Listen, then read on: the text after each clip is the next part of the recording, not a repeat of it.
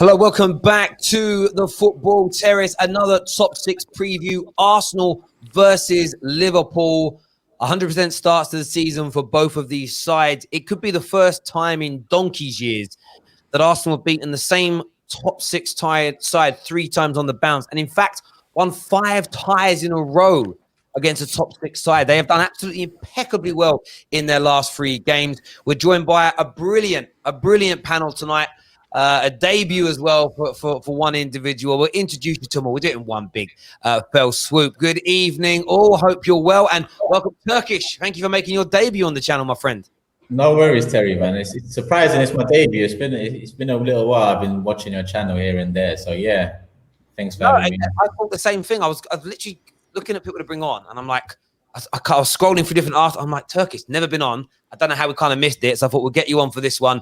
Massive game for Arsenal. Adam's back with us as well. He's pretty much been, it's almost like we furloughed him. He's been away so much over the man's been back recently, absolutely. And we've got some Liverpool contingents as well. Got man like Gav from the LFC Day Trippers and our very own two-backer, as we call him, because man's got no chest. Ram, how you doing, mate? I'm good, man. I'm good. Yeah, good. And of course, everyone knows Curtis Shaw. Curtis Shaw's own channel has been blowing up over the summer. As well as that, he's one of the lead strikers, one of the main number 9 for AFTV FC. How you doing, bro? You know what? I came on your show about, a year ago? I never heard from you since, so I thought I must have put in a bad performance. Mate, that's true. It was after you got beat so bad in the final by DTFC. I'm like, no, I've got to stay clear of those guys for a bit. So, no, I'm joking. that was at the YouTube studios, wasn't it? Yourself and me and Broads, I think. Yeah, came down. Wow, man. It's been a while, but your channel's been blowing up, man. So well done you. Egal is with us as well. We had to have a little bit of Arsenal delusion on the show tonight. I think we had to add that in. It had to be part of it. I mean, it's the side dish. You do the side dish, like a little cup of macaroni when you're in a restaurant. But boys, a big game this weekend. We will start with the Arsenal guys because 4 out of 4 on the bounce against top 6 sides. The back end of last season, you beat Liverpool in a crazy game where you only had 2 attempts on goal, and you won 2-1. You then beat, of course, Chelsea and City in the FA Cup respectively, and then you beat Liverpool again in the Community Shield at the beginning of the season. We'll jump to Curtis first on this. How confident are you hosting Liverpool this match week 3? So it's Monday, I think the game actually is. Monday night. This weekend of football fixtures. How confident are you, mate? I'm not that confident, man. We got to be honest. You know, this game is not like the game in the Community Shield, man. You know, I don't know how up for that game Liverpool were. I mean, Klopp looked disappointed that they lost, but you know, players are finding their fitness and their levels. Liverpool at Anfield, start of the season, they've just signed Thiago, they've signed Jota as well. You know, I think Arsenal fans are still a little bit frustrated with our business or lack of business. You know, when you finished 8th in the Premier League, you want to see a proactive board, move forward quickly, go and get their big signings. We all know that midfield needs addressing. We need a Partey, we need an hour. And we're here with 12, 11 days to go of the window closing. And, you know, we're running with Xhaka and El Neni and then man in midfield. So I can't put my hand on my heart and say I'm that confident of beating Liverpool at Anfield. But, you know, we go there with hope. We've started the season well. Arteta's given us a little belief. You never know what can happen in the Premier League, but the reality is Liverpool are big favourites, man. Do you know what? I've just realised I must have got myself confused. It's at Anfield. I thought it was actually going to be the Emirates. That changes it somewhat. Turkish, how about yourself? Because I know that you've caused a few moments on social media at the beginning of the season. You kind of feel like some people are getting a bit overzealous with Arsenal's sort of recent success. I'd like to hear a bit more about your current thoughts on Arsenal's situation, and then, of course, your game against Liverpool Monday night. Like calling it recent success alone is a problem because it's not recent success. It's a recent upturn in form. That's as far as I can see at the moment. Arteta's done the right things, said the right things. He's doing the right things, and I fully support him. You know, I was dubious at the beginning when we brought him in charge, but I always said, whoever comes in, it's about whether the board back him. You know, the board didn't back Emery the way they should have backed Emery, and the fans turned on the manager. So my thing is, let's not get ahead of ourselves now and lose ourselves, because that's exactly what the board will want us to do. The board will want us to lose sight of what really matters at Arsenal. Because at the moment, we're starting the season underprepared again. Yes, we've won 3 out of 3, and that's definitely positive. But it's a long season ahead. And once that window closes, there's nothing you can do. So for me, Terry, it's like you gotta keep the standards as high as possible, you know. And yes, we've beaten Fulham. Yes, we've beaten West Ham. And yes, to be honest, yesterday's performance against Leicester, I was impressed with it. Considering the team we had out there and we was away, I was impressed. But I know moving forward into this season, Ceballos, Xhaka, El Nene, in the middle, it's not good enough. Like Curtis said, Partey and Awar is minimum requirement. We should have put in a Decore 25 mil. But too slow, too reactive instead of proactive. I hear that. I want to go to Gav. We'll go to Adam and Egal in a minute. Gav, obviously, Liverpool, best team in the land, started the season very, very well. Shut the Chelsea, especially the Chelsea fans on this channel, absolutely slapped them down a peg or two at the weekend. Absolutely. I still think Anita's comments about Lampard sussing out Klopp are trending. 178,000 views now, something along those lines. Do you have any reservations about playing Arsenal when you look back at the previous 2 results, or as ever, are you just resoundingly confident that your team under Klopp will get the 3 points in the league? No, I'm not. I've no reservations about playing any team in the world. As a Liverpool fan, I'm being honest. Look, they won the game at the Emirates, and Liverpool bossed them for 25, 30 minutes, and then decided to turn off. You know, Alisson makes a mistake, Van Dijk makes a mistake, and Arsenal take the chances. In fairness to them, the Community Shield I wouldn't read anything into. You know, both teams are, you know, looking at the start of the league the following week. They're looking for fitness, they're looking for sharpness. So, and it goes down to penalties at the end of the day. So it's one of those. But before I get on to Liverpool, I like talking about Arsenal because I'm so frustrated by them. I have been for years. You know, I like them as a club. I like what they do. I like what they're about. But and that lad there has mentioned about the board backing the manager. The reason the board hasn't backed managers is because managers just believed that they could come in and do what they felt was the Arsenal way, and that'd get them through. And that was Wenger for the back end of his career. We should have been gone years before he went. You know, Emery came in and tried to change very little from what I can see. Arteta is a different story altogether. Arteta has decided he's going to play his way, not an Arsenal, you know, this way that Arsenal go on about, an Arsenal way. He's going to play his way, and you can see it already. He's playing progressive football, but he's adding some steel, and he's adding some, most importantly, work rate to Arsenal, because Arsenal could be overworked easy any day of the week, twice on Sundays. It was that's the way it is. Whereas now you can see them, they work hard. They're a proper unit. They have got some great players in different positions. I agree on the midfield. I think they're a bit light in there, but as a Liverpool fan going into the game on Monday night, Liverpool don't fear anyone, and they've every right not to fear anyone. You know, they're the champions of England. They formerly the champions of Europe. They're champions of the world, whatever you want to talk about it. Both teams very similar in the start of the season. One very commanding win each. Arsenal against Fulham, us against Chelsea, which was great, particularly after watching your channel last week. And that person may be trending, and long may it last, because it was absolutely ridiculous what she said. And if she wants to at me, there's no point. I've no Twitter account.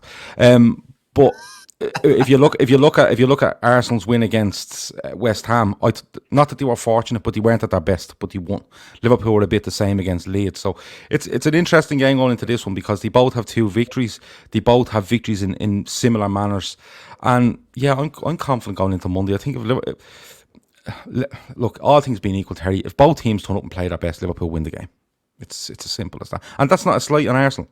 They're going in the right direction, but they still need more. I think Partey is being linked, Aouar is being linked, and it is the positions on the pitch that they need to strengthen. Aubameyang's contract signing is huge for them, absolutely massive for them. He's the first talisman Arsenal have since Thierry Henry, in my opinion, and it's the biggest sign of the summer for them. So roll on Monday. I think it'll be a great game. I think there'll be loads of goals, and yeah, I'm fairly confident. Welcome, Grizz. Nice to see you on time. You know what? Oh, sorry. Humble apologies to every man out there. You know, some lineup, man. I'm humbled to be here. Sorry, I'm late. I was just watching the Liverpool third team demolish some next team about 48-6 or something. So sorry, I was watching the Third match. team. I love how you threw the third team bit in there, Grizz. I like that, bro. Adam, we're going to come to Egal in a minute because Egal's positivity is just going to, honestly, it'll create rainbows. My daughter saw her first rainbow for the first time today. She's going to cry. She was so excited. I think Egal's going to create another one about Arsenal in a minute. But Adam, are you confident going into this game, bro? 4 wins from 4 or 4 victories from 4 against top 6. Could you make it 5 on the bounce? Do you have any kind of confidence, or are you just like, this is Liverpool at Anfield? They haven't lost there in about what feels like about 30 years now. What's your head saying, bro? Yeah, I don't know if confidence is the right word. I think it's good not to be able to go into a game thinking I think we're going to be absolutely battered, and I don't think that's going to happen. But I do think that Liverpool will eventually win the game. I think what I'm looking for more is, I guess, a bit more tactical innovation from Arteta. If I'm Klopp, I would have looked at how we were beaten in the league. I would have looked at how we were beaten in the Community Shield. I would have looked at how Arsenal performed in the FA Cup.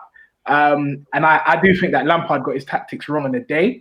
And I believe with someone like Thiago in midfield, especially if we have Xhaka and Tobias or Xhaka and Oneni, I do think that the midfield is going to be where the game is won and lost.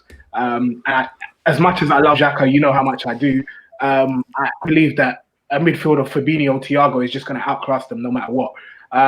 So yeah, ultimately, I think I'm looking more for us to see how we perform against the best team in the league, rather than me saying I'm confident in the fact that we're going to absolutely win or whatever. But yeah, I don't believe we're going to get battered like I would have done in years gone by. Yeah, I get that. You've become very. I know me and Egal have had this argument a few times where against the top side, you've become very pragmatic. I actually went and looked at the statistics. I knew Egal would throw them at me. You averaged 35% possession in your game against top 6 sides since the restart of lockdown.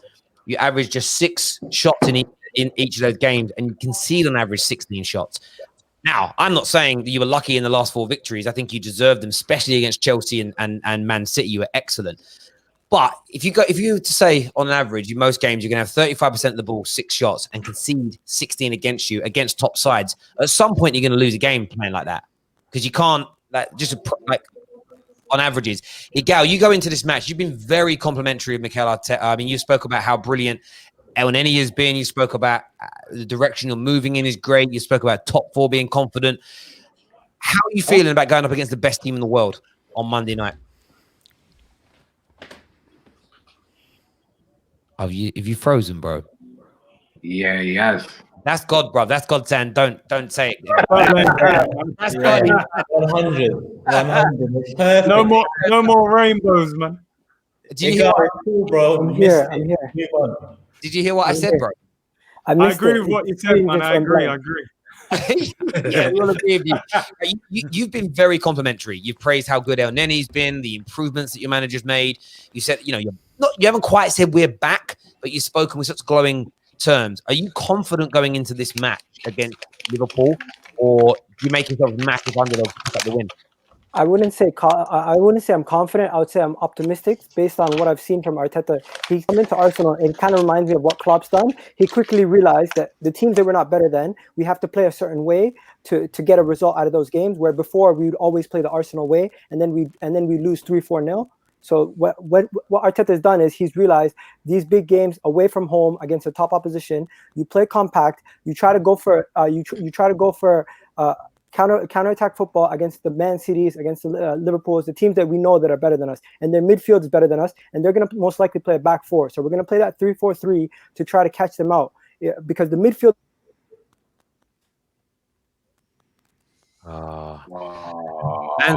Man's modem's a potato, bro. You got to sort that Internet is key here. We're going to go to Grizz on this. Grizz, I know that obviously every Liverpool fan you speak to is confident about every game that they play in. Are you fearful of another kind of dogged, low block offensive from Arsenal and being caught on the counter, or do you just sort of feel like there's no way they're going to pull it off 3 times on the bounce? But respectful for sure. Am I muted? Yeah, we can hear you, bro. I'm sorry. Yeah, fearful is not the right word, Terry, I would use. I'd say respectful because of the work that Arteta's doing with Arsenal. Anybody that can't see the work he's done so far is mad. Whether you're an Arsenal fan or a Liverpool fan or whatever fan, you know, as long as you're a football fan and you see the game, you can see the mentality change in Arsenal players. You know, the mentality he's trying to instill, the never say die attitude, people throwing themselves at the ball. You know, that's what we've sort of experienced when we've played them last few times. But I do definitely think this is I mean, I know Arsenal fans cling on to the thing that that beat us like in the league when the league was won, and then the Charity Shield. And fair play to them. Look, a win's a win. I'm not here to say, you know, they didn't beat us, because the facts will say, you know, they beat us. But this is their test. This is their test coming up Monday to see how far they've progressed. I personally think they've progressed really well. I think they're absolutely on the right track. But I think we showed on Sunday that we ain't going anywhere. You know, people were starting to doubt us. People were starting to say, is the hunger there? Is the desire there? Is the passion there? They look nonchalant. They look lazy. But we smashed up apparently our sort of rivals this season. One of our rivals this season told them to sit down. So Arsenal this time, but this game won't be our usual Arsenal Liverpool at Anfield. You know, where you put on your flip-flops, cigar, you know, Sopranos time. No, this ain't that. This is going to be a proper game of football, because Arteta, one of the brothers said, Arteta knows what he's got and he works with what he's got, and he makes plans for each game, you know, according to that. And that's why I'm respectful but not fearful. And I think that's a good breakdown. I wouldn't be, if I'm Liverpool, I wouldn't be scared of playing any team in the world, like point blank. Even Bayern Munich, I think on your day, you beat. It's only just over a year ago you absolutely slapped them, and have they improved that dramatically and you decline that much? Absolutely not. Egal, I know you were making your positive points out there. We will come back to my internet, boys. Pray for my internet. Great, you live in London, right? No, I'm in Basingstoke, bro, in the boonies. Oh, okay, maybe that's why. I was about to say, if you live in London, you've got internet like that. I don't know what's going on, bro. Dial-up. I don't even have dial-up exists anymore, but there we go. Man like Ram, how are you beating Arsenal? What do Liverpool have to do on Monday to beat Arsenal? Yeah, I think for me, it has to be a fast start for me. Like, we need to get them at the very get-go. Do what our fullbacks normally do, be creative, do their thing. But also, if Thiago is going to start, he has to be on the ball as many times as possible, because he has the quality to make a pass, a quick pass, an incisive pass through the back line. And if an Arsenal man's going to try and like man mark him, he has the quality to do a little shimmy, get around him, and make that little pass that he's very well known for. So yeah, for me, fast starts has to be a must, and Thiago has to be on the ball if he's going to start. Yeah, do you imagine Thiago starting this game? Do you think he will? Yeah, I think so. I think Klopp is going to fully respect Arsenal's defensive qualities as a unit, and if they're going to do that, they normally do that 3 at the back formation against the big 6. So a player like Thiago, he's just going to be handy when going up against them. I hear that. Now, Turkish, from your point of view, barring, I know the obvious answers, don't let them score more than them. How do you think Arteta has to set up to get a result against Liverpool at Anfield? What would you expect him to do, or what would you do different? What would you go out and what would your approach be personally? He's got to do what he's done in the last couple of games against them. He's got to try to soak it up as much as possible and take your chances. You know, that's exactly what we've done in the last couple of against them, and that's what we've got to do again. You know, it's pretty much the same team we've got out there. It's the same quality of players, aside from Gabriel and Willian coming in. I don't think that really has much of an impact on whether we can change our game plan against Liverpool. I think Liverpool will dominate easily.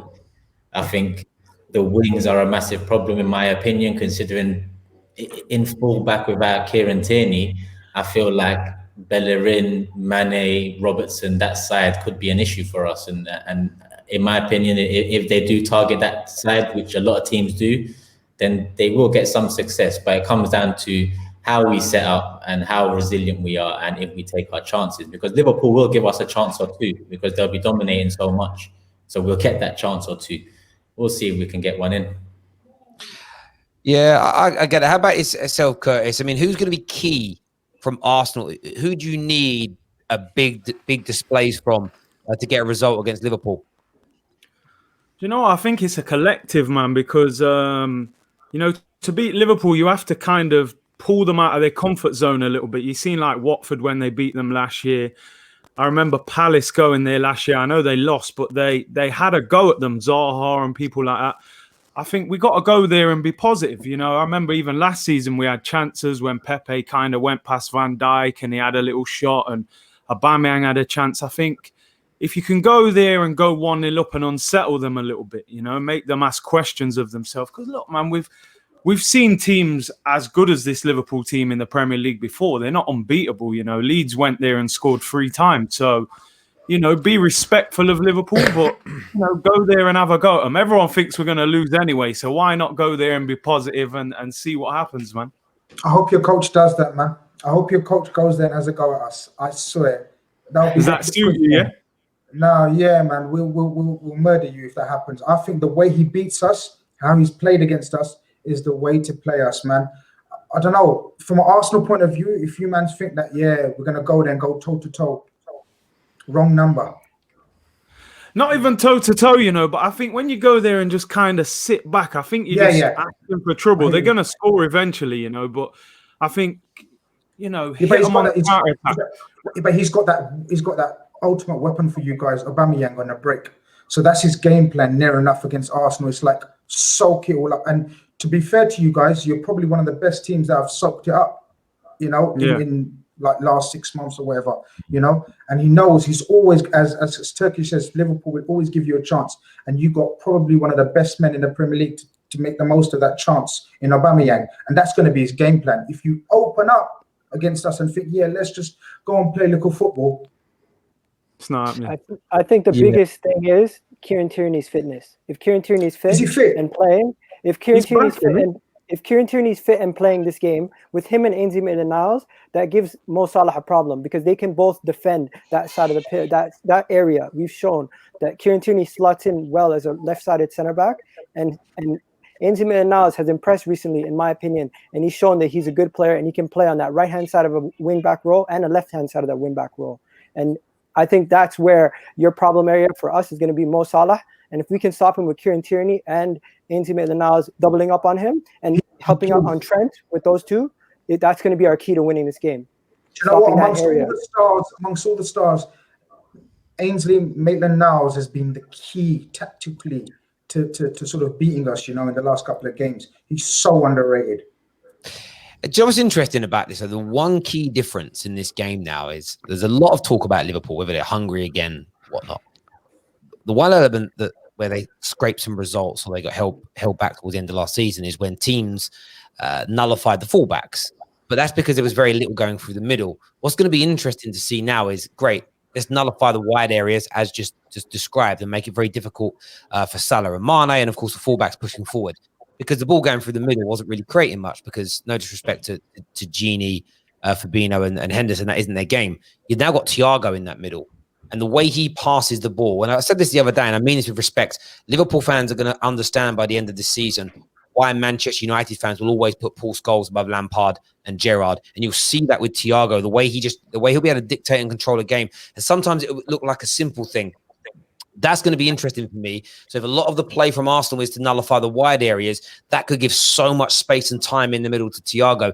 And a player with that passing ability, that's dangerous. And I think that's where Arsenal have got to get their balance right, focusing on stopping Thiago through the centre, at the same time not allowing those ridiculous fullbacks. I mean, fullbacks that are literally playmakers at Liverpool to go forward. And I'm really going that's what I'm looking forward to as a neutral for this game, to see how Arteta what kind of plan he puts in place to tackle all three of those areas at the same time, if indeed that's possible. So that's a genuine piece of, that I'm intrigued to see. We know that Arsenal are then going to try and turn the ball over and counter, and there'll be space to counter into because Liverpool are always going to attack.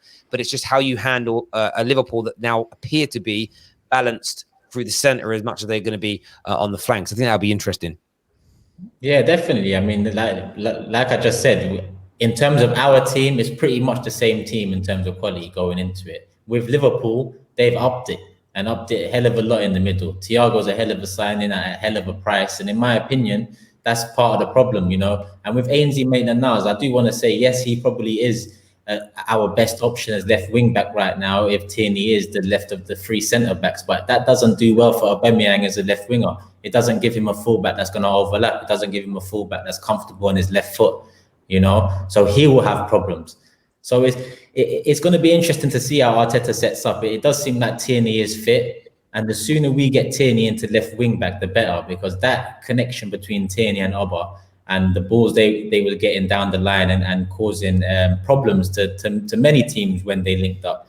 I think we need that, because that's one mode of attack that we've managed to generate over Arteta's time. You know, before Arteta came in, we was pretty blunt.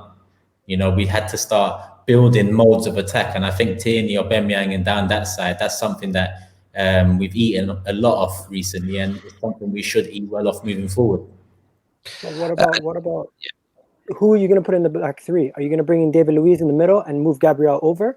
Is that your plan? Like, in my opinion, I think Tierney is as long crucial. term. Tierney can't be our left centre back. Long term, Tierney can't be our left centre back. There's no point in buying an attacking left fullback like Tierney and then nullifying that attacking instinct by putting him as the left of a three. There's no point in doing that. You're going to need to play him left wing back or left back. There's an argument whether Arteta wants a back four or a back three or a back five right now. We don't really know, but all I do know is Tierney's best position is left wing back or left back, and we need to make sure we can get him there, because he's our best defender across the board.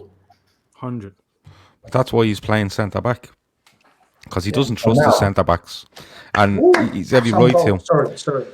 He's every right to. You know, Gabriel is a good signing. The lad that was away at loan, he's back now. What's the other centre half's name? Saliba, yeah, very, very promising.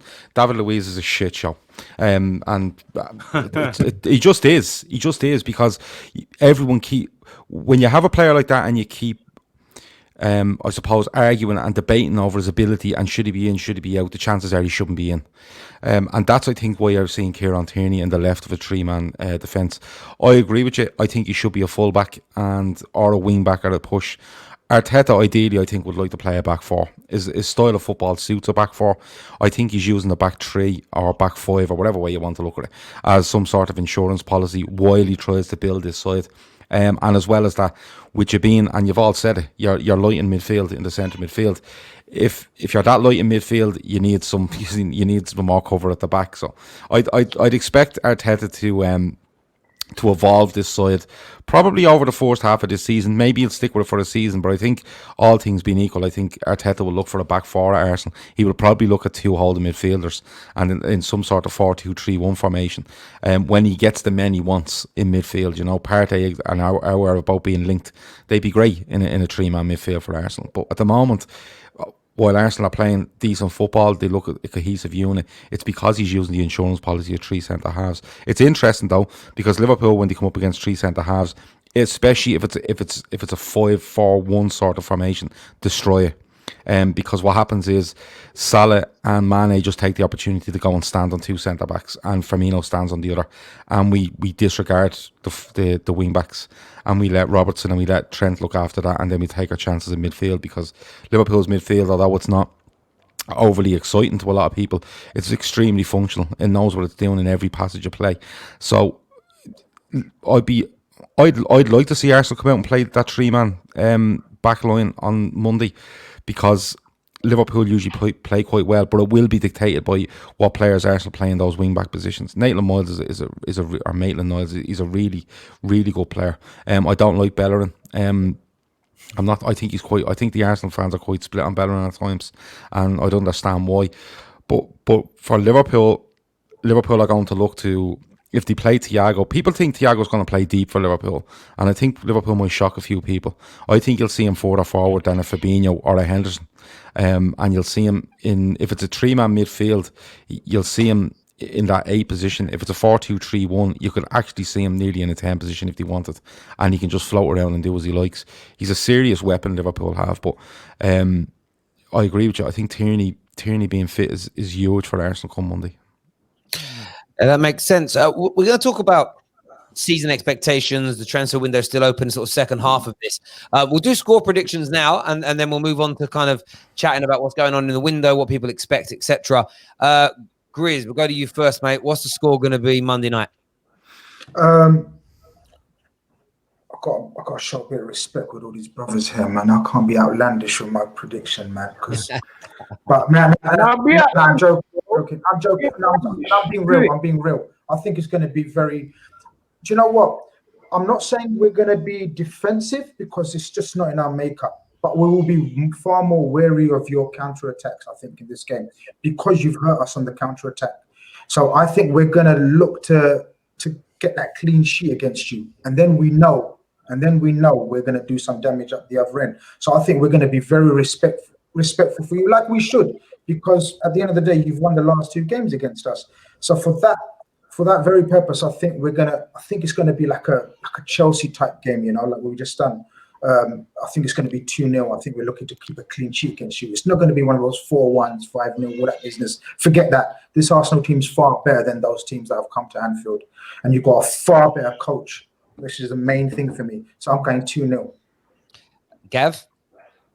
3-1 Liverpool. I think Arsenal will score. I think it's hard, like, you know, with the quality they have. Willian is another very good signing for them.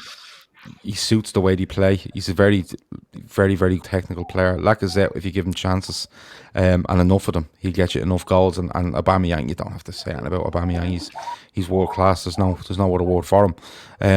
I think the Arsenal will score, but I think over the course of the game, I think Liverpool are just that bit too strong. I think they can get at Arsenal in wide areas, and I think they will dominate. If they dominate the way I think they are going to in the middle of midfield, I think it'll be tough for Arsenal to hold out for 90 minutes. Yeah, I hear that. Someone baby play. For a second, I thought it was my son. I was like, it was in my ears. Ram, what are you saying, bro? What's your prediction, brother? Yeah, I have to agree with Grizz, man. I think it's going to be a 2-0 victory. I think we're going to look to nullify that attack. I think it's just going to be a solid game for Liverpool. I think we're just going to get a couple of goals and we're just going to nullify them. So, yeah, 2-0 victory to Liverpool. Whose baby is that, my? Oh, that's mine, you know, because the Arsenal right? game's finished. It's natural instinct, isn't it? As soon as Liverpool stop playing, the game starts crying. That's what happens in this household, bro. Straight. Just mute Grizz, will you, while he sorts the baby out. I just was like, I was looking for someone who was looking at the baby. Everyone was just carrying as normal. I was like, I don't know. Your score prediction, bro. Oh man, you're putting me on the spot here, you know. Do you know what? I'm gonna go 2-1 Liverpool. Ooh, tight game. You know what? I think we'll do better than we did last year. And I think we will be more difficult to beat. But I just think overall we lack quality in certain areas where Liverpool have got bags of it, you know. And you know, if Tierney doesn't play and Kolasinac plays, Salah and Trent on that right is going to be a problem. The midfield's got another dimension now with Thiago. I mean, I think for Arsenal to win or get anything out of it, Liverpool have to turn up and not play very well, or, you know, something's got to go wrong, a red card, a penalty, something's got to go in our favour. And I think Klopp will be fired up for it, man. The fact we beat them last time, I think they'll just about get the better of us, to be honest. So I go 2-1. Okay, Turkish. You know what? Curtis actually took the score that I was going to say, 2-1 as well. I think, and that's me being nice. You know what? Of course, I think made improvement. I think if I'm going to say anything, I think both teams Liverpool win as a cert. My thing is, Luiz, Bellerin, Xhaka, we've seen these players cost other managers in the past, you know, and I've been happily surprised so far with Arteta, and obviously the way we ended last season and the form we picked up and our tactics and performances in the big games. And hopefully I can continue to be happily surprised. But right now, with those names in the team sheet, because I do expect to see Luiz, Xhaka and Bellerin, I do also expect to see the same old mistakes that we've come accustomed to over the years. So I think 2-1, and that's me being nice. Adam, my guy, my bro, what's your score prediction, my man? Yeah, nah, I don't see Arsenal scoring. It's 2-0 Liverpool, if I'm being honest with you. I think Liverpool are going to score first. I can see Arsenal chasing the game, making it stretched, and then maybe with like 10 minutes to go, Liverpool will score again and kill the contest. I think, yes, while Aubameyang is a world-class striker, I think, yeah, Klopp will tell his players to pay special attention to him, and I don't think he'll have the influence on the game that Arsenal wanted There to. we So, go. yeah, 2-0 I saved the Egal for last because I'm going to ask you a different question leading up into this. It's been a very respectful preview so far, which is cool, which is fine. Before you give me your prediction, Egal, what's the weak link in Liverpool that Arsenal need to attack to get a result? Where are they weak, in your opinion, or weakest, in your opinion? I think you're feeding into the wall. I think we attack. Arsenal attacks a lot from that left-hand side. So the weakest thing, the weak link would be if Gomez is playing and Trent's playing, we attack that left side. And we go for that left side because we always send overload on that left-hand side. Aubameyang's usually in that area. Ainsley Maitland-Niles usually in that area. And even Tierney joins into that left-hand side. So if Trent gets isolated and Aubameyang comes on his right foot, you know what's going to happen. The same thing that happened in the last game. He can score that goal easily and take it over Trent. He could even take it over Gomez. It depends. If their players get isolated on that left flank, I'm telling you, Trent would have a problem against Aubameyang, Ainsley Maitland-Niles, and Tierney joining up into that attack. And that's the area where Arsenal need to win the game. I actually think that's a good bit. That's a fair point. What's your score prediction? You're always positive. Like I said before, this guy shit himself in public. He would say, at least I'm not constipated. That's how positive this man is. What's your score prediction, Egal? I think you guys are going to see what Klopp used to do when he first came to Liverpool was draw the big games away from against the big teams. And Arsenal with Arteta, I think his goal to this game is he's going to try to go for he's going to try to go for the draw at the beginning, and then late in the game he's going to try to win the game by throwing it all at the end of the game. So I think we're going to keep it tight, compact, and it's going to be probably a 1-1 game. It could go either way, and I personally think it's going to end up as a 1-1 draw at the end of the game. Because I don't think we're going to concede too many goals. And Liverpool, in the Community Shield, we've seen they kept blowing, and they couldn't blow the house down. At home against Arsenal, they kept going, and they couldn't blow the house down. So I think our defense is going to stay compact, and we're going to be able to at least get a draw this game. Go on, Egal. Look at that. He's gone for a draw. Look at that.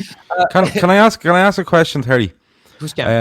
Always. And it was somebody in the chat there made a point that made me think about. I'll try to find it there for you. There, Adam Hall says Liverpool will beat them comfortably this time. Klopp knows how Arteta sets up against Liverpool.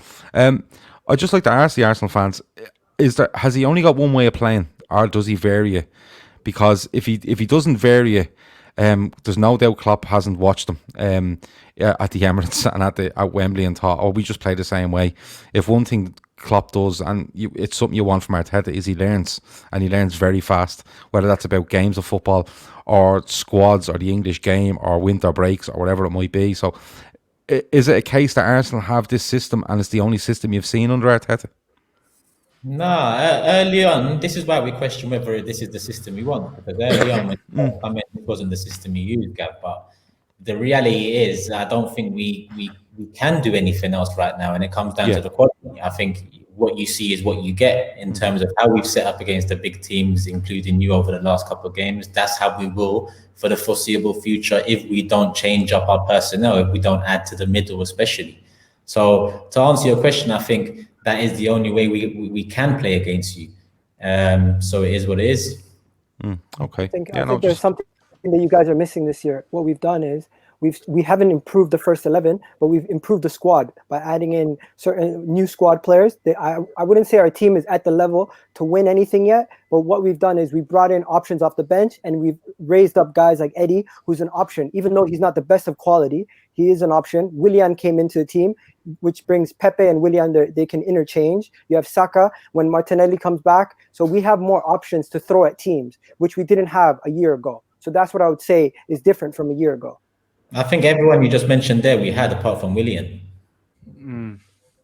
That's true. Man, but I was just chatting. more from them now. I'm going to say, look, from looking from the outside, I think the biggest improvement that you've made so far, signing or no signing, is the mentality of the players. That's the biggest improvement that I've seen from the outside. I don't think those players that you've mentioned strike any fear into as a Liverpool fan. They might be names to you and fair respect to the names, but we're not going to be fearful of that. What I've seen and what I'm respectful of is the difference in mentality that Arteta's put in your team. Each one of those players, I said from the start as well, looks 10% more confident, looks 20% more, mentally in line with what they got to do.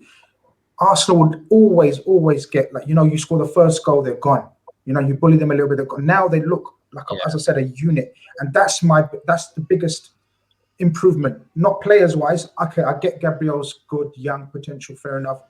I don't think there's anyone else. Willian, we've played loads of times. He ain't going to be a secret to us. We know what Willian's game's about. But I think from an outside point of view, I'd say your biggest improvement is not player-wise yet. Obviously, that changes if you get Hossam Aouar.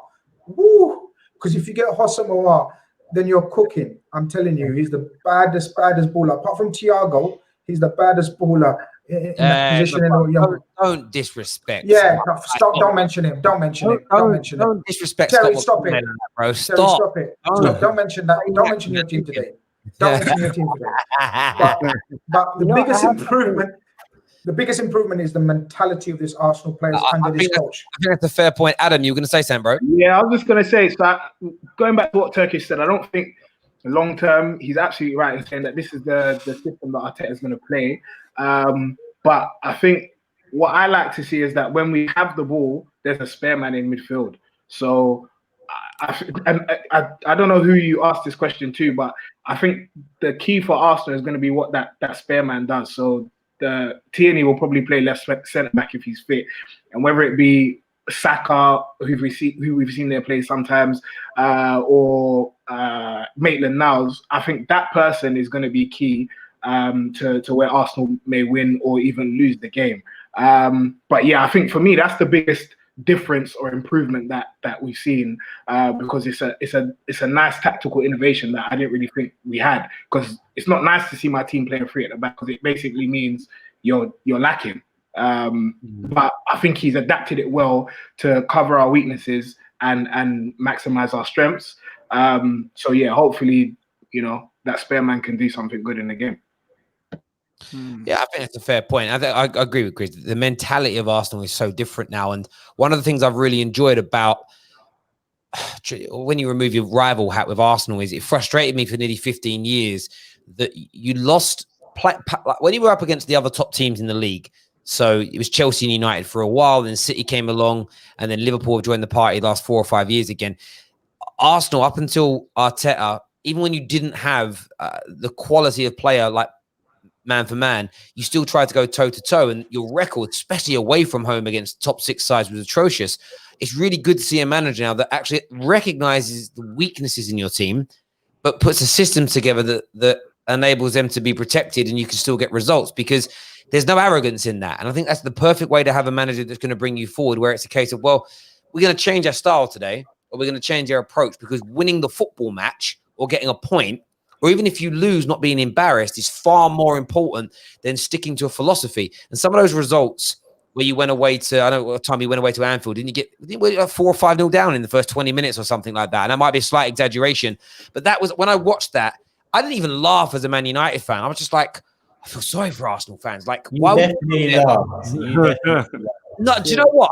Adam was in the studio a lot with me. I got to a point with Arsenal where I was ranting about Wenger and the owners like Arsenal fans, because there was I grew up with Arsenal and Man United as the biggest rivalry, and there was always that mutual respect. And there was this element of, why would Wenger do that? Like you're weak in comparison to the team you're playing, and it's like Amir Khan getting in the ring with Anthony Joshua and hanging his chin out. That's how it felt. So it's really good to see Arteta say, actually, I'm not going to expose my players against the teams that on paper are better than us. I'm going to play more compact. We're going to go on the counter. And so far, it's since barring the 3-0 defeat to City when lockdown first ended, it's yielded results. And I think you'll get much better results this season against the top 6 over the course of the whole campaign. better than the last 5-6 years. Maybe even put together potentially, because your top 6 record hasn't been particularly great. But I'm going to give a prediction. I'm going to go 2-0 Liverpool. To be fair, although I've said all that, I still think Liverpool will have just enough at home. I'm really intrigued to see Thiago, but I don't think it will be an embarrassment. I don't even think losing 2-0 will make Arsenal fans angry at the end of it. Does that make sense? I think it's going to be one of those results where you go, done some good things, got beat by a better team. Let's wipe our mouths and move on. From there, can I say something about the club though? Yeah, go for it. Liverpool as a club, I have respect for Liverpool as a club, but let's be honest. From between 2010 until 2015, you guys were probably in the same situation we are in now, except for bar that one season with Brendan Rodgers. So as a club, you guys have seen how Klopp came in and how Brendan Rodgers came in, and within one season they went from a team that was 8th to a team that went to 4th. So don't you think Arteta can do the same thing? Because in my opinion, he's already shown that he can win the big games against the big teams, and he can get results against the bad teams playing back. You should really hope that Arteta doesn't do what Brendan Rodgers done. And what I mean by that is that, and this is genuine, and this is genuine.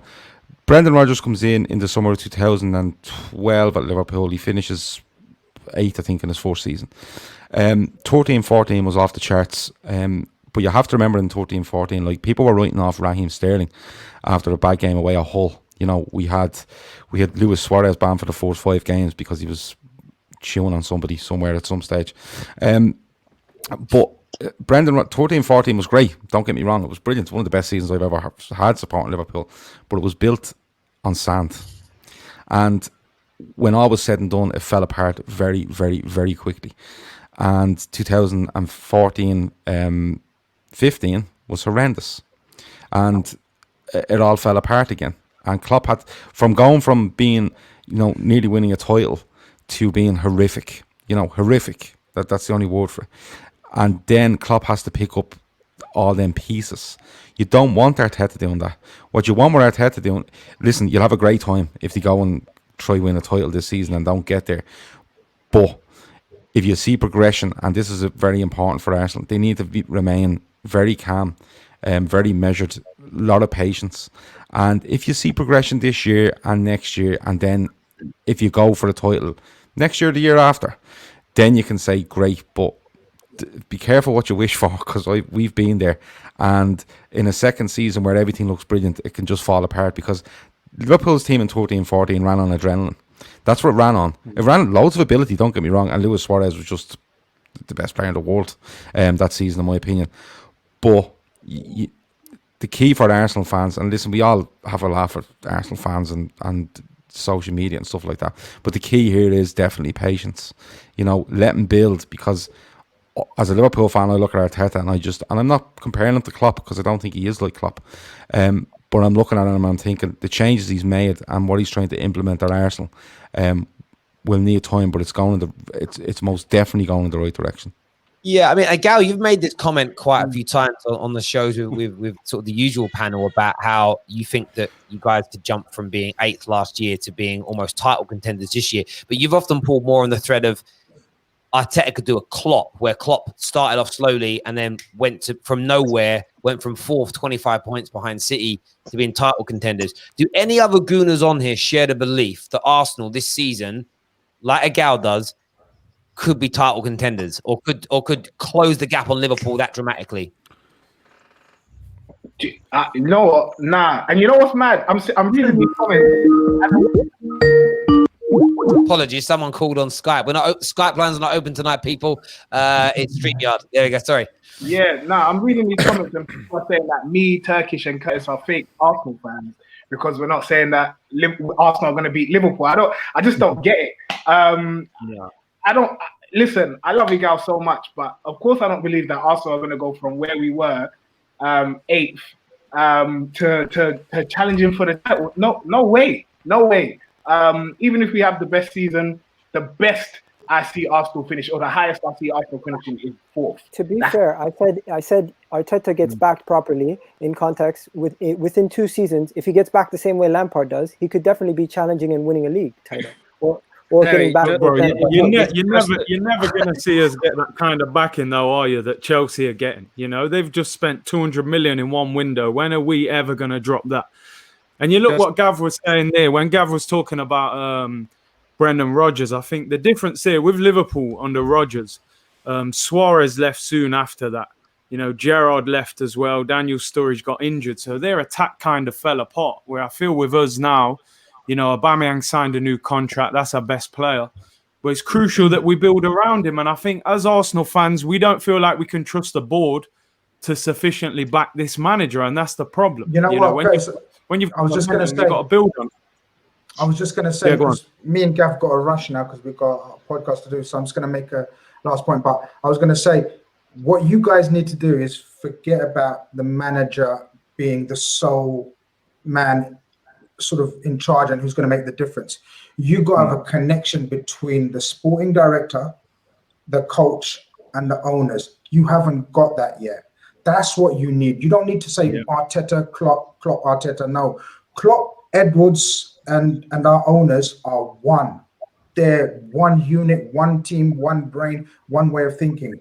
When you guys get on that level, that's when you're going to see real progress. Otherwise, it's going to be stop, start, little bit progress, then backward again.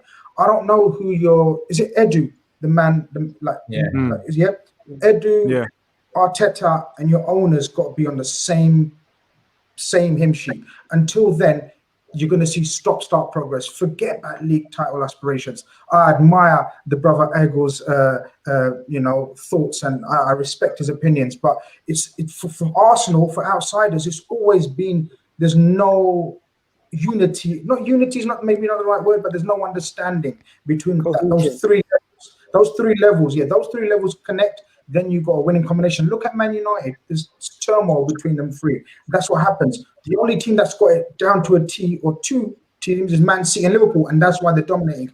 Apart from the P of Man City, but generally, Pep and his owners know what they want. Liverpool's Klopp's definitely know what they want. Arteta's just stepping on that platform. He needs to get on sync with your director and your owners. Then you're gonna fly. And that's the major key, you know. Like obviously, what Egal's saying, is true. Arteta does show signs of the aura of what Klopp would bring into Liverpool, but without that support, without that support of his vision, without the assets that Liverpool had, you man had assets when Klopp took over. We've got a bunch of players that we can't even get rid of for free. You know, the circumstances are so different at the moment. Only the managers are comparable. And that's the aura they bring, because Klopp had came from a winning background anyway. Klopp had done stuff before Liverpool. With Arteta, this is fresh. But until the board do something, the people there is a few people in the comments, like Adam said, that it's the fake Arsenal fans, it's negative Arsenal fans. It is what it is. Positivity is not going to all of a sudden change our fortunes and make Bellerin a good right back, Xhaka a good centre mid, and fucking David Luiz, Virgil van Dijk. It's not going to happen through positivity. It's not going to happen. It's going to happen through Kroenke doing some business and consistent communication from top to bottom and from bottom to top, like Grizz said and like Arteta said towards the end of last season. No, I agree. Look, Gav, Grizz, I know you boys have got to shoot off and jump onto your Oh, no, I'm okay. I'll stay here. Grizz has a podcast to do. Cool. I appreciate that. All right. Kick me out, Gav. No. Gav, kick me I don't get paid. You do. There we go. Ignore that shit. Listen, guys, I got a jet, man. It was a pleasure talking to you. Yes, mate. Speak to you soon, mate. I wanted to add on Turkish's point. Yeah, go on, mate. Go on, because I was about to say, in defense of you, it looks like you're gonna go 12 rounds with me, bro. I swear. No. Listen, Not even that. What I'm saying is the ding. opposite. What I'm saying is, there's Liverpool fans. You see how they're all so connected, and they keep everything so tight, and they don't air their dirty laundry in public. They don't insult their players. You almost feel like it's the opposite of what we do, where they keep everything in house. They almost don't get too public with their negative views of their players, so rivals and other fans don't get on top of that joke. Where Arsenal, we joke about ourselves so much that rivals get on top of us, and we create our own banter about ourselves. And that's what I'm saying. I feel like that kind of stuff is what I think the players feed off of. And when you constantly hear that you're a trash player, you don't think the players get that energy and it makes them perform worse? To be honest, I want players and I want characters that are gonna face that criticism head on and become a better player and turn around and say to us, "See, turn around, score goals and go like that to us." I want characters like that. I don't want characters that are gonna shy away and start doing fashion investments and all this shit, playing PlayStation 4 and Fortnite and all this stuff. We've got a bunch of clowns, Egal. I can't lie to you. We've got a bunch of people that don't care about football first and foremost. So that's a major problem. We haven't got the right characters. I know what you're saying, and I assume that you mean like the rise of fan opinions and fan channels and our opinions relaying onto the players and performances. But listen, Arsenal became a joke before fan channels became anything. Arsenal was a joke before AFTV came about.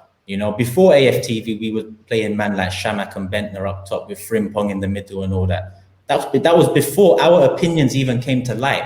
That was before we could do this Football Terrace link up. They changed before.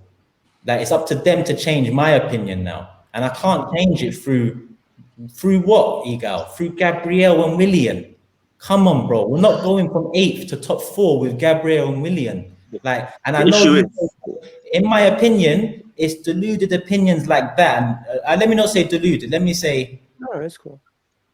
It is, in my opinion, it is deluded. It is deluded because how can Chelsea reject come here and get us into top 4? It's not happening. It's not happening. And Arsenal fans need to wake up. Like, we are gassing Willie, and they bought 2 wingers, attacking mid, a striker, a goalkeeper, and a centre back. But we can't do that. You can't change 7-8 players in a window. We can't. Turkish. The issue is, you're saying that you want characters that are gonna hit that criticism head on. The problem is we live in a social media fueled world, and there is no more Tony Adams in this world. There is no more Vieiras. There's no more Roy Keanes. There's no more players like that because we live in a social media fueled world. So the criticism is going to affect the players regardless who you get. If we all started to criticize Virgil van Dijk, that would affect him because that mentality isn't there anymore because as society, we're so used to social media that it affects us. So, sorry, Shay, what I would say on that, just to interject, is this. I talk about this a lot, and it's my thread. I mean, some of the words that Gal uses, he could have literally taken them out of my mouth. This is where people start to conflate the difference between criticism and abuse. So when Dan James has a bad game for United, I'll use this as an example, and people tweet him saying, "You think your dad's proud of your performance?" There is no space for that. If Dan James has a bad game and somebody says you were awful, that's fine because, Jesse Lingard spoke about this where he said that they want to be criticized. They welcome the criticism. And that's the difference. I think, I've seen Turkish say many, many things on socials about Arsenal. I've never even really heard his voice raised. He speaks what he says. He might use some swear words, but there's a difference between criticism and all-out abuse of a football player.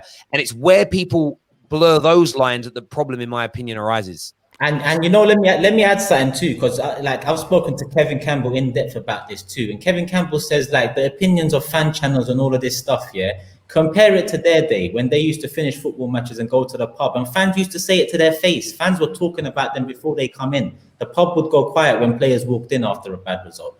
They'd be saying it to their face. They'd have to face up to that criticism. And I know the guy that he just come on and said there's no Keanes and Vieiras no more, but there's Raheem Sterling's. Sterling is not a Keane or a Vieira, but he gets ripped by the media. He gets ripped by fans. But does it affect his on-pitch performance in a negative way? No, he's only grown. Sorry, Terry. Like that. Unless he's missing chances against Terry. Go on, Gav. I don't buy this argument of social media affecting you. I genuinely don't. I've seen people saying in the comments there that, Liverpool, and Egal said it there, Liverpool fans stick together and stuff. Listen, go and look at Liverpool's Twitter feed. Liverpool fans, they're insane. Loads of them are insane. We spent a week watching Liverpool's official site put out clips of their under-23 goalkeeper making a great double save in the mini derby, and the first 5 comments under the video was Santiago. This is a young lad making a double save. It's mad. So Liverpool fans do criticise Liverpool players. The comment about no Vieiras and no Tony Adams and Keanes, yeah, I kind of get that because that was a thing that was built up over the years by the media in the Premier League, and it suited them at the time. But like, take for example Jordan Henderson. Now Jordan Henderson is the Liverpool captain. He has been for nigh on 5 years now. All right, he's led them to 2 Champions League finals. He's won one. He's won a league title. He'll go down as a Liverpool great, in my opinion. I think he's a really, really good player that's very, very important to Liverpool. You should see the abuse Jordan Henderson gets online from Liverpool fans. And does it affect him? No. He just goes out and he does his job. I think, and I don't mean to be bad with this, but if and it's nothing about what you're paid, because look, they're entitled to be paid whatever they want. If they're paid $100,000 a week, they should be able to take this sort of abuse. No, they're human beings at the end of the day. It doesn't matter what they earn. And people getting onto you and saying, "Do you think your dad is proud of that?" That's just mad stuff. But what I would say is you need to have a stronger mentality. And what you will find is that teams that aren't as successful, okay, and I include Liverpool sides in this over the years, when they're not as successful, excuses are looked for. And the latest one is social media. Now, don't get me wrong, there's people that go onto social media. I seen Ian Wright had to, bring charges against some Irish guy the other day because he was stalking him or some sort of thing. Now, that's a former player, obviously, but a player's mentality is a player's mentality. And okay, he might read social media and he might think, "Oh, what are you saying that for?" But at the end of the day, if you're successful, you go out and you do it. I think sometimes it's used as an excuse if you're not as good. As for Arsenal, with regards to players coming in, and I get where Turkish is coming from, he wants to see something happen. And the coherence doesn't seem to be there between manager, sporting director and owner. And that's fair enough. It might come in time. But you have to remember where Arsenal are and the standing they're at the moment. And the current situation around COVID and players moving and money and stuff like that. It is a strange one at the moment. But Arsenal can't look to jump 3-4 rungs in the one go. They might have to settle for players 2, 3 and 4 down on the list. And then look for the top end players if they make progress over the next couple of years. Gab, sorry, quick one there. But I know obviously Liverpool have come up to the top more recently. But even Liverpool have tried in the transfer window in the past to take risks to get there to whether that's to get to top 4 or to get to the league title. Yeah. You've taken risks, and Arsenal have never taken a risk in the transfer window. Never. We've never taken that necessary risk, whether it be that player to keep us in the top 4, whether it be the player in January to come in and win us the league, or instead of the Kim Kallstroms of this world and all this. That's why I'm so passionate about it now. And I understand patience is required, 100%. It's a new process when Arteta comes in. But sometimes it's hard to forget how much this board and ownership have done wrong in the past decade. But Turkish, the thing here is, and don't get me wrong, Liverpool have taken risks, but if you actually look at them, they've been extremely calculated risks. Okay, they haven't been on the fly. They haven't been Alexis Sanchez to Manchester United, something along them lines. Okay, where United have thrown money at all sorts of crap, to be perfectly honest with you, in trying to keep up with Manchester. And Terry won't like that, but they've thrown loads of money on players that had, I suppose, bloated reputations, and turned up at United and thought easy street and stopped playing. Okay, Alexis Sanchez being the absolute epitome of that. If it's in the dictionary, his face is on it. Okay. But Liverpool's risks have been extremely calculated. Like, I go back to Klopp starting and he signs Mane, okay? And people think 35 for Mane, while United were signing Mkhitaryan at the same time, for a couple of million quid cheaper. Okay, Salah, who is still ridiculed to this day about his stint at Chelsea, but went away and done it at Fiorentina. He went away and done it at Roma. He turns up at Liverpool. That man has 97 goals in 150 games for Liverpool, and people still have the cheek to reference his Chelsea career. Calculated risks. Bobby Firmino comes in at 29 million and people are going, what the fuck's going on here? He's a number 10 and they're trying to play him out left. That was Brendan Rodgers. Klopp turns up and says, no, he's a number 9 and I'm playing him number 9. Now, there is parts where Virgil van Dijk turns up at 75 million. Having said that, that was a 50% tax on Southampton's base, on Southampton's side because we brought him to Blackpool and bought him sticks of rock when we shouldn't have in the June of that year, okay? It should have been a £50 million deal. We needed a goalkeeper and we went and signed Allison for 67 million. We have broke the bank for massive holes that we needed to fill and fill them long term. But if you look at the rest, they're calculated risks. And that's where the coherence comes from manager, sporting director, or whatever you want to call them, and the owners. Okay? And don't get me wrong, go onto Liverpool Twitter and look up FSG. You know, there's not a huge amount. There's a fair percentage of Liverpool fans that want FSG out of the club. Why? Because they weren't in the conversation for Messi, or they won't go and sign Mbappe, or they won't do this. Liverpool's owners have not taken a single penny out of Liverpool Football Club since he took over in 2010, when Liverpool were hours from going out of business, and that's the truth. Not a penny. They gave an interest-free loan to build the main stand, which looks colossal and amazing. If you're ever been to Anfield and seen it, okay, they've invested every single penny that have come into the club back into it. They've made them a juggernaut commercially, okay, and this. I know we are talking about you want Arsenal to take risks, but there's so much more than just putting players on the pitch and hoping, well, we spent that amount of money, it should happen. Pepe is a perfect example. Pepe is a £40 million player, and Liverpool were used as part of a Pepe deal that ended up at 72 million, and Arsenal couldn't afford it, but they went and done it anyway.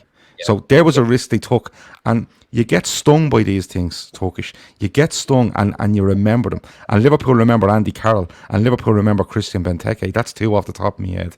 And Liverpool will always now calculate what they're going to do. And Arsenal need to get to that. That's the way it is. You know what I'd say, Gav? So many things you picked up and they were right. And you go back to one of the points we spoke about a minute ago. People can agree or disagree that social media abuse causes players to dip or not. And I actually think there'll be a mixture. There'll be some players that won't affect, some that will. The difference is with, say, Liverpool and with Man City, the overarching element, the overview of the club is in a brilliant space. Management is great. The club is run great. They're buying the right players. The overall mood is brilliant. When you've got a club like, you look at Man United and Arsenal in the last 10 years, they're almost so similar. You know, bad owners, lack of investment, money being taken away, things crumbling and falling around you. You then add in, and again, criticism of football players is absolutely acceptable face-to-face on social media, but the abuse levels have been magnified, and all clubs get a player abuse. But when you've got all those things going on at once, it makes it very, very difficult. And just spending money, Man United have proven this, £858 million spent between Fergie and Ollie being appointed, and 65-70% of that was absolutely hemorrhaged. And it's why this summer, 3 years ago, what we would have done this summer, we'd have turned around to Thiago, and whatever Liverpool offered him in salary, we'd have gone, well, we'll double it for you. It may not have worked, but that's how we went and did our business. It was, okay, you don't really want to come to Man United. No. Well, we'll pay you 400 grand a week then. Okay. That was just mad business. Now, on the day that you announced it, you're like, yeah, we got the player instead of City. We're taking Arsenal's best player away from them.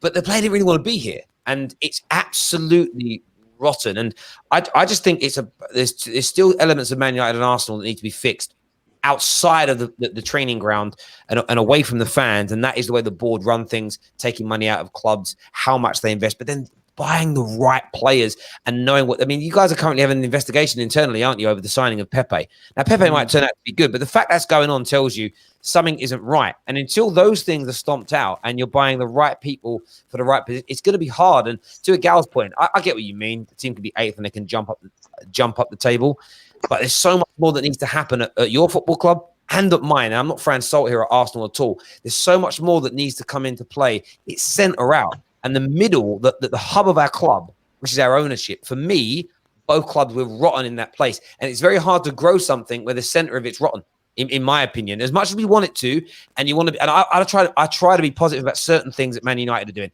I like elements of what Ollie's doing. I like the development, and I love what Greenwood's doing. It's great. But when it comes to Man United, I still think, we're negotiating over £17 million for Alex Telles. And I get that we need to do that this summer because we're losing £140 million because of CV19. But we shouldn't have to. If the club if the Glazers hadn't taken £1.5 billion out of our club in 15 years, we wouldn't need, we'd have so much money. No, Terry, no. No, I get where you're coming from with the Glazers, because the Glazers bought Manchester United on a load of loans, okay? It wasn't their money, and they continue to take the money out because they know no matter what debt they have, they can easily service it. And when it comes around to selling the club, they get all the money. The debts aren't theirs, all right?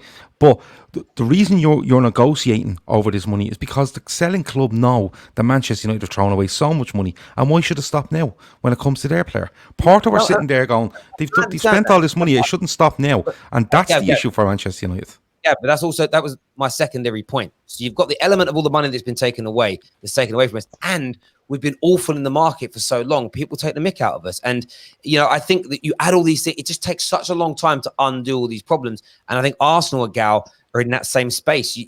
Arteta's improving things slowly. I still think it's a 3 or 4 year process to undo everything. And the biggest thing.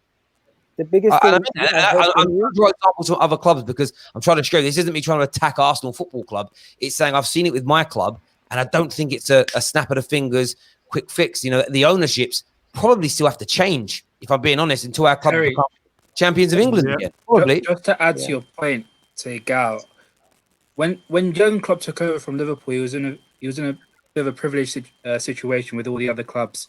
I mean, Arsenal were going down, Chelsea were just up and down.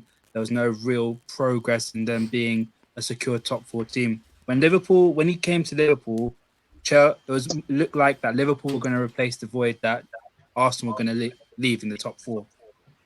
One thing to say to Egal is all great you making these points and saying that maybe in 3 years you might challenge. Maybe it'll be a little bit longer than that. Like maybe it'll be about 6 years until you start challenging, because all the other teams in front of you are just that much better than you. But that doesn't mean you have to get rid of Arteta if things are going slowly. You just need to keep at it. And if you see progress, then just say it's progress. And it's just going to take a lot longer than what Liverpool did.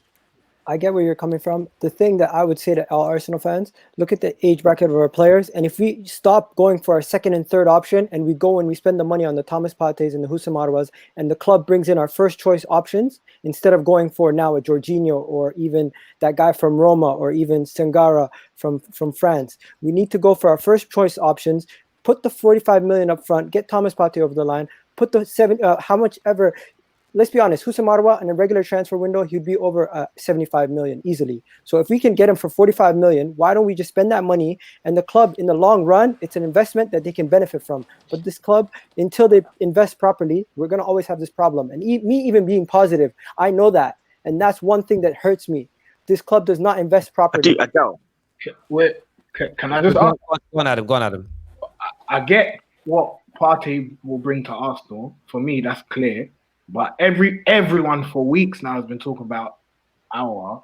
What is he going to bring to Arsenal? Like genuinely, I really don't know. Creativity. We don't have that. We don't have that key to unlock a team. Okay. Fair enough.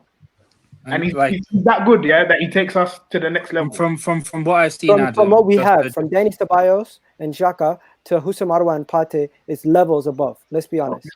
Like from what I've seen, Adam, I think you pulled on the right. Sorry, Ram. You pulled on the thing there, though, Gal. If we should go out there and buy them. And are you convinced? I can tell by Turkish's face, he ain't convinced that your club's going to go out and buy those 2 players this summer, next summer, or the summer after. And you have bought players. Aubameyang, one of the best strikers in the world. It's brilliant that you got him. When you bought in Ozil, Ozil in the beginning was a good player, but then it's those decisions. And again, echoes of Man United.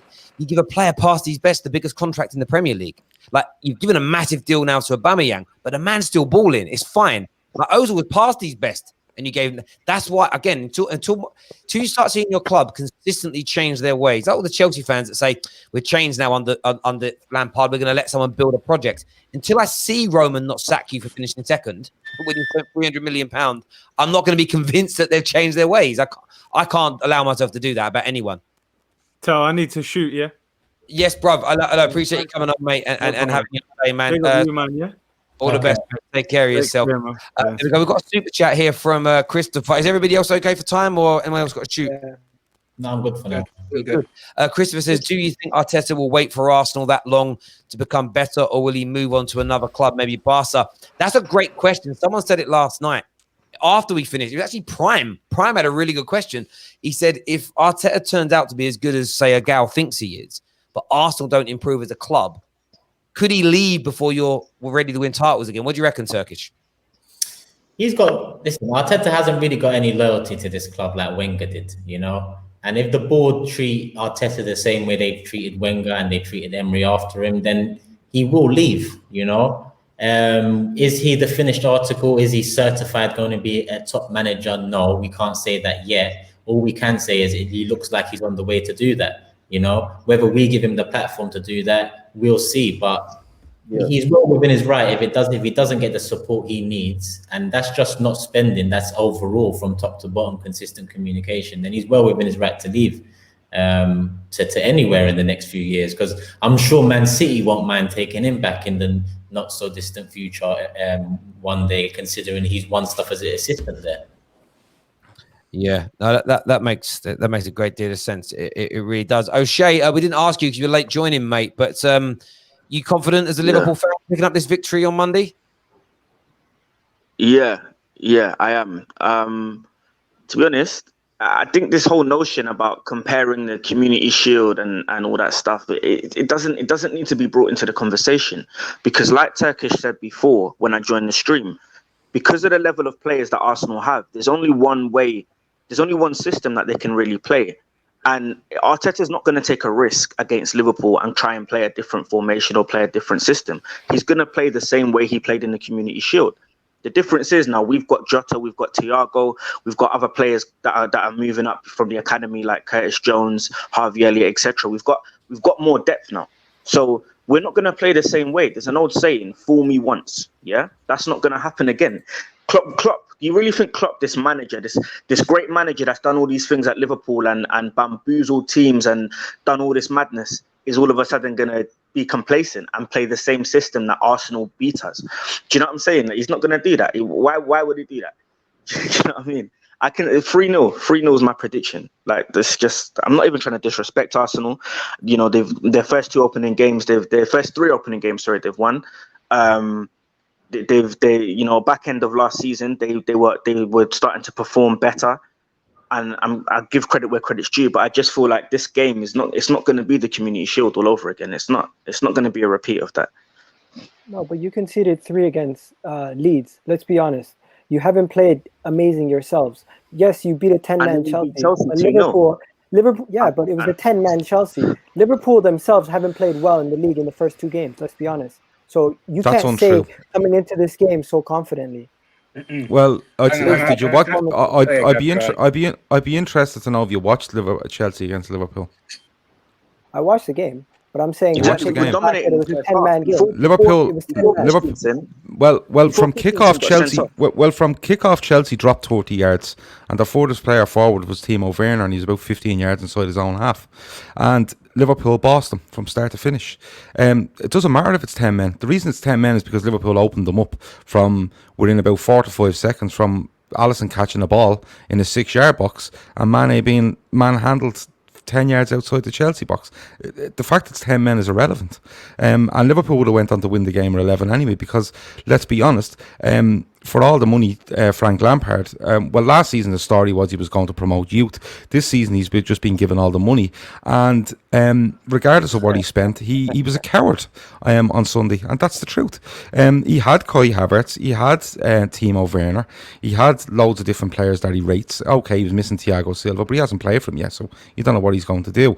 You're missing Ben Chilwell, fair enough, because Alonso's not very good, but at the end of the day, Frank Lampard, with all his hundreds of millions behind him, went out and was a coward against Liverpool on Sunday. And that's not Liverpool's fault. But Liverpool dominated Chelsea from start to finish. If you go and look at the stats on the game, they've more possession, they've more passes. Chelsea had about 55 passes in Liverpool's half on Sunday.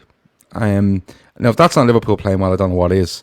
Now, don't get me wrong, I agree with you on Leeds. Liverpool were outworked, in my opinion, against Leeds, but showed their quality throughout and managed to get the win. And that's what good teams do. But it's one of those where, you know, as I said at the start, 2 wins apiece, both teams winning in, I would say, similar manners over them two games, and we'll see come Monday. You should expect a harder game Monday. Even the Leeds game, can I just say, the Leeds game, the first 2 goals came from mistakes from Liverpool players. It wasn't a case of Leeds just came and they'd done a madness and nearly beat us. The first goal was Trent and Gomez. They didn't concentrate properly, and it was a good goal. And the second goal was Van Dijk. The first goal I felt was a good goal. I think Trent got too close to Harrison, isn't it? I think he got too close to him. Gomez was poor, but okay, there were mistakes, but Liverpool shouldn't be making mistakes. You know, you hold yourself to a standard, and Liverpool didn't meet that standard, but still won the game. You know, but a question to Egal. When you talk about the Leeds game, when I saw from the Leeds game, there's constant pressure from the attack line. Will your attack line be doing that to us? There's constant pressure on our back line. We did that to you. Because if you're going to be playing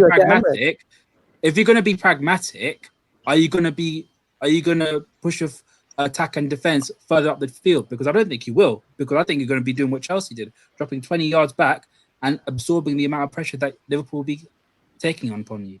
What you're going to see is there's going to be a mixture. There's going to be a mixture between attacking the defenders when they have the ball, and also dropping back when you guys pass the midfield. That's what I think is going to happen most likely.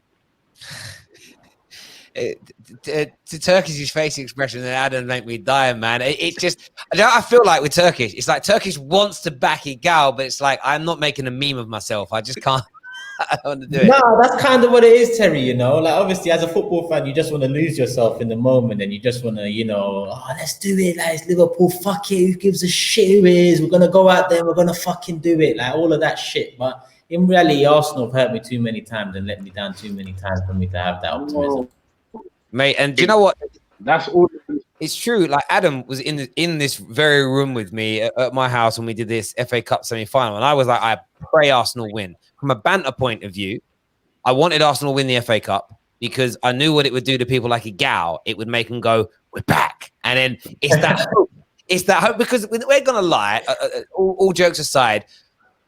I saw when I was raging during my watch along on Saturday, my voice was going. I did look at the comments and then I was like, why did I had now just bowed down and gave those people what they wanted. Look at him. Adam Woods used to know when United lost in the Fan Park Live studio, I would be holding it in throughout the show afterwards. Everyone's laughing at me and I'm like, no, I'm not letting it out. When we finished, then I'm letting it out. I'm not giving them the satisfaction of seeing me angry, but it's always that hope. When that hope gets you up, and then it bursts like Egal, man. That just it's gonna hurt. Maybe. I think Liverpool fans expect a tougher game this game. Let's be honest. Oh, we certainly do. Oh, yeah. You want to know the biggest difference, Egal? Sorry. You want to know the biggest difference between the Community Shield and this match? You want to know the biggest difference between the Community Shield and this match? Yeah. Continue. Thiago Alcantara. That's the biggest difference. Yeah. That's the biggest difference. I hear you. Adam, you going to say something, bro? Yeah, I just want to ask, Egal, when did you become an Arsenal fan? I became an Arsenal fan in 2000. Wow. So bro, man, you got like 4 years of happiness, and then ever since then, bro. Yeah, and you're still this optimistic. So, I would say it's a cultural thing because I grew up supporting the Toronto Raptors, and they've been shit my whole entire life, and I seen them win one title, and so you can imagine growing up being tortured with that team, being tortured with Arsenal. Maple Leafs haven't won a league since '67, so I'm tortured. How are you so positive though, bruv? Like honestly, you're 3 teams. I mean, the Raptors are pretty good now, I believe, right? I think. Yeah. I don't watch basketball, but like your 3 teams in your whole life have been dead pretty much your whole life, and you're still, bro, man. I wish I had that optimism, man.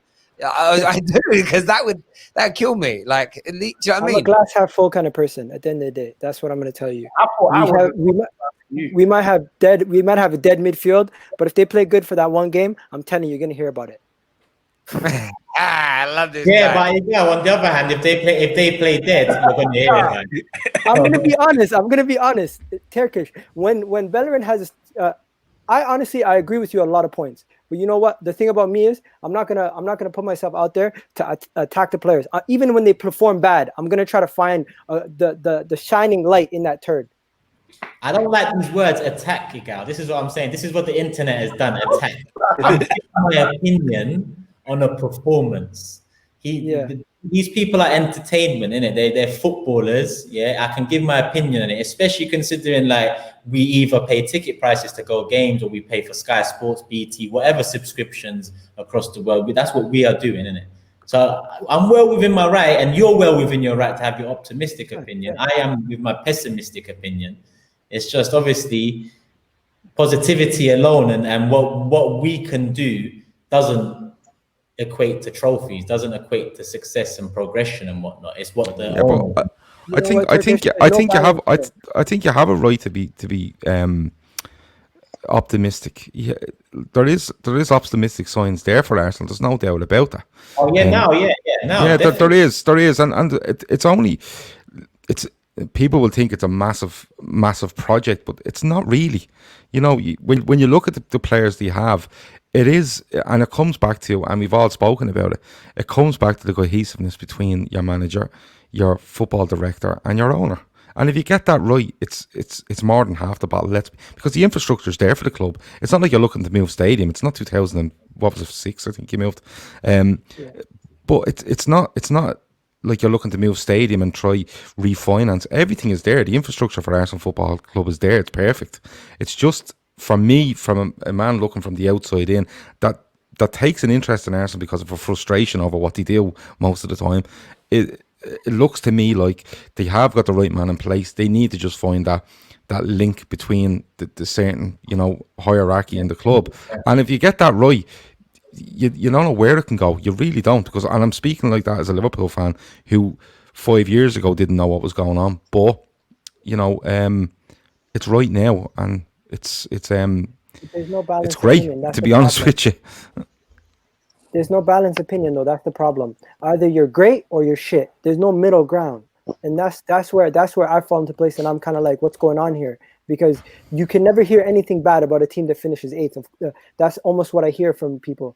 And it's like, there is some shining lights. Let's be honest. There's proper young players coming through. Aubameyang's still a shining light. We have a good goalkeeper. We're fixing our defense. There's something you can see that's proper and that's coming up. At the same time, there's still problems. There's a difference between shining lights and papering over the cracks. Yeah, it's all good. You can look at the shining lights and the positives, and that's fine. But when you paper over the cracks and act like you're still not in it, act like your club isn't still in a disastrous place, that's a very dangerous thing to do. And I've noticed that's what a lot of Arsenal fans have started to do since the FA Cup win, since the Community Shield win. The cracks have been papered over, and it's almost like you're oblivious to how bad of a season you guys had last year. No one's oblivious to it, though. Not one Arsenal fan is oblivious to the fact that we finished. Adam, online there is. There's a lot of people online that think that, this whole trust the process. Yeah, that's the gal's motto. Like that trust, no one can define the process. Yeah, like it's just something that's come about this summer, off the back of obviously renewed hope. I agree with Gav. I agree with Egal. There is some renewed hope in there. It looks like we found a direction for Arteta. But that chemistry between the board and Arteta and Edu, that I need to see that functioning. And this transfer window didn't show me that. Hence why I still can't, turn that corner and really believe in this direction until I do see that chemistry start flowing. So Adam, it's an online thing. The online fan base now, that goes a long way in the think fan base feels. Yeah, like Babs. Do you know what I mean? Babs. But the thing with Babs is, if you know Babs, you know that he's, well, actually, no, you speak to him face to face, he does mean these things. But yeah, I've seen a lot of it. I've seen a lot of Arsenal fans I've seen Arsenal fans seriously bantering Man United fans about Al Summer. Yeah, I mean, great for us. It hasn't at this point, but I'm like, you're in a big glass house and you're throwing stones, bruv. Like, calm down. Chelsea fans, I'll take it from them. We'll see how that clicks. The only teams I'll take the banter from now where I go, yeah, you've really got a point, would be City or Liverpool. Everybody else, I'm thinking, meh. Tottenham, maybe. I mean, they bought a lot. I mean, Tottenham could be 6 or 7 players by the end of this transfer window they've bought in, which would be mad considering it looked like a Højbjerg and Doherty situation. Now they're looking like they're doing a madness, but there we go. Boys, I appreciate you all coming on, having your say. Everyone who's tuned in, make sure you do us a big favor and smash the like button. Make sure you check out everybody's platforms as well. Gav over at the LFC Day Trippers. Go and subscribe to their YouTube channel and, of course, the Twitter account. Adam, part of the Football Terrace, but of course TFO Football as well. Turkish, let everyone know where they find you. Let them know your links and connections on socials, please, mate. Turkish LDN on Twitter and Instagram, Turkish LDN TV on YouTube, and that's it from me. There we go. Egal, we all know where to find Egal. It's on the screen thereabouts. He's on the channel a lot. Ram, there he is with his peacock feathers in the background. Hair's cut fresh to go to uni. Good luck. Hopefully this year you'll achieve what all young men are meant to achieve at uni. Is it your second year in? Now, final year. Final year. So hopefully by your final year, you'll lose your learner plates, bro, and do what you've got to do in relation to that. And O'Shea, I appreciate you joining us as well, mate. Everyone else who's tuned in, thank you very, very much as always. Until next time, take care. Goodbye. God bless. And we'll see you all soon. Peace.